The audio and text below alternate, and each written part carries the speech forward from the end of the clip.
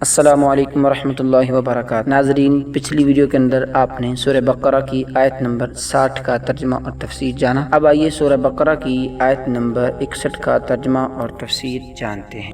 اعوذ باللہ من الشیطان الرجیم، بسم اللہ الرحمن الرحیم۔ وَإِذْ قُلْتُمْ يَا مُوسَى لَن نَّصْبِرَ عَلَىٰ طَعَامٍ وَاحِدٍ فَادْعُ لَنَا رَبَّكَ يُخْرِجْ لَنَا مِمَّا تُنبِتُ الْأَرْضُ مِن بَقْلِهَا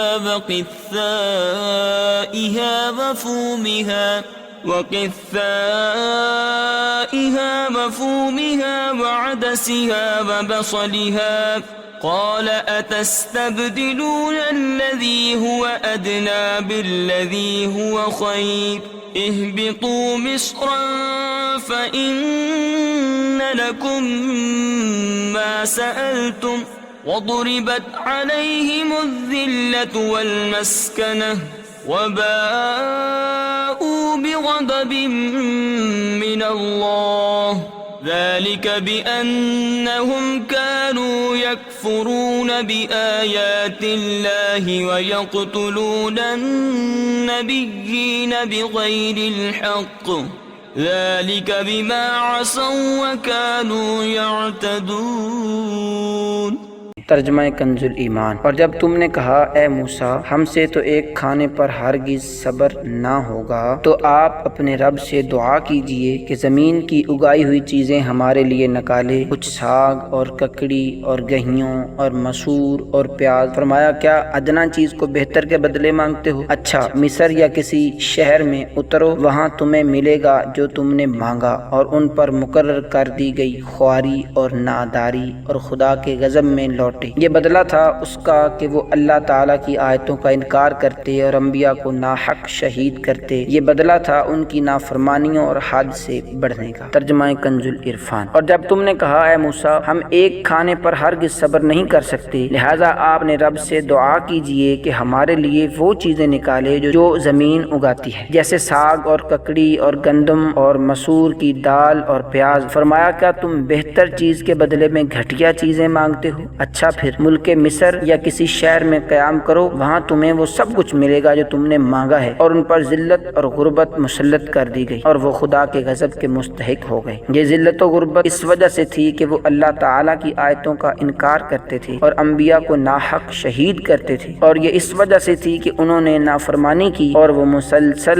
سرکشی کر رہے تھے۔ تفسیر صراط الجنان۔ لن نصبر علی طعام واحد، ہم ایک کھانے پر ہرگز صبر نہیں کریں گے۔ بعض لوگوں کی طبیعت میں کم ہمتی، نالائکی اور نیچ پن ہوتا ہے۔ آپ انہیں پکڑ کر بھی اوپر کرنا چاہیں تو وہ کم تر اور نیچے رہنے کو ترجیح دیتے ہیں۔ ایسے لوگ عموماً زندگی کی لذتوں اور نعمتوں سے فائدہ نہیں اٹھا پاتے۔ بلند ہمت اور بہتر سے بہتر کے طالب ہی خالق و مخلوق کے ہاں پسندیدہ ہو۔ بنی اسرائیل پر نعمتوں کے ذکر کے بعد یہاں سے ان کی کم ہمتی اور نالائکی اور نافرمانی کے کچھ واقعات بیان فرمائے جاتے ہیں۔ ان میں سے ایک واقعہ یہ ہے کہ بنی اسرائیل نے حضرت موسیٰ علیہ السلام سے مطالبہ کیا کہ ہم ایک ہی قسم کے کھانے پر صبر نہیں کر سکتے، آپ دعا کریں کہ ہمیں زمین کی ترکاریاں اور دالیں وغیرہ ملیں۔ حضرت موسیٰ علیہ السلام نے انہیں سمجھایا کہ تمہیں اتنا اچھا کھانا بغیر محنت کے مل رہا ہے، کیا اس کی جگہ ادنا قسم کا کھانا لینا چاہتے ہو؟ لیکن جب وہ نہ مانے تو حضرت موسیٰ علیہ السلام نے بارگاہ الہی میں دعا کی۔ اس پر حکم ہوا کہ اے بنی اسرائیل اگر تمہارا یہی مطالبہ ہے تو پھر مصر جاؤ، وہاں تمہیں وہ چیزیں ملیں گی جن کا تم مطالبہ کر رہے ہو۔ مصر سے مراد یا تو ملک مصر یا مطلقاً کوئی بھی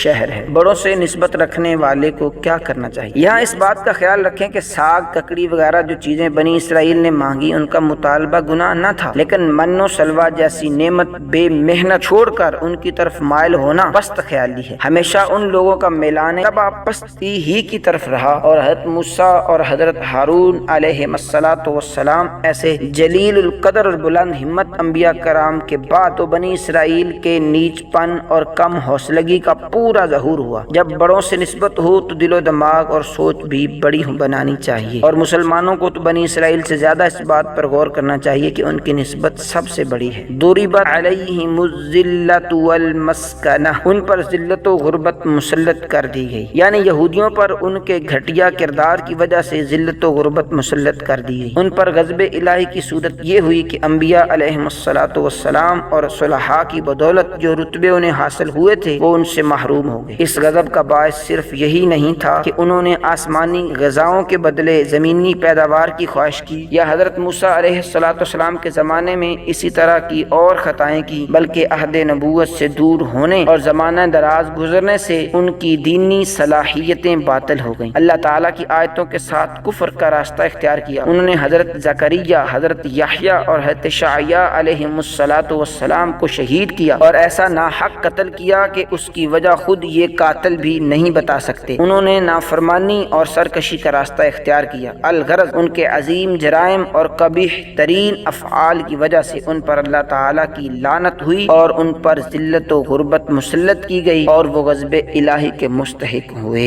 بنی اسرائیل کی ذلت و غربت سے مسلمان بھی نصیحت حاصل کریں۔ بنی اسرائیل بلند مراتب پر فائز ہونے کے بعد جن وجوہات کی بنا پر ذلت و غربت کی گہری کھائی میں گرے، کاش ان وجوہات کو سامنے رکھتے ہوئے عبرت اور نصیحت کے لیے ایک مرتبہ مسلمان بھی اپنے اعمال و افعال کا جائزہ لے لیں اور اپنے ماضی و حال کا مشاہدہ کریں کہ جب تک مسلمانوں نے اللہ تعالیٰ اور اس کے حبیب صلی اللہ تعالیٰ علیہ وسلم کے احکامات کی پیروی کو اپنا سب سے اہم مقصد بنائے رکھا اور اس راہ میں آنے والی ہر رکاوٹ کو جڑ سے اکھاڑ کر چھوڑا، تب تک دنیا کے کونے کونے میں ان کے نام کا ڈنکا بجتا رہا۔ اور جب سے انہوں نے اللہ تعالیٰ اور اس کے حبیب صلی اللہ تعالیٰ علیہ وسلم کے احکامات سے نافرمانی اور سرکشی والا راستہ اختیار کیا، تب سے دنیا بھر میں جو ذلت اور رسوائی مسلمانوں کی ہوئی ہے اور ہو رہی ہے وہ سب کے سامنے ہے۔ اللہ رب العزت کی بارگاہ میں دعا ہے کہ اللہ رب العزت مسلمانوں کا کھویا ہوا وقار انہیں واپس عطا فرمائے، اور بنی اسرائیل جیسی قوموں کے عبرت ناک واقعات سے ہم سب کو سبق حاصل کرنے کی توفیق عطا فرمائے۔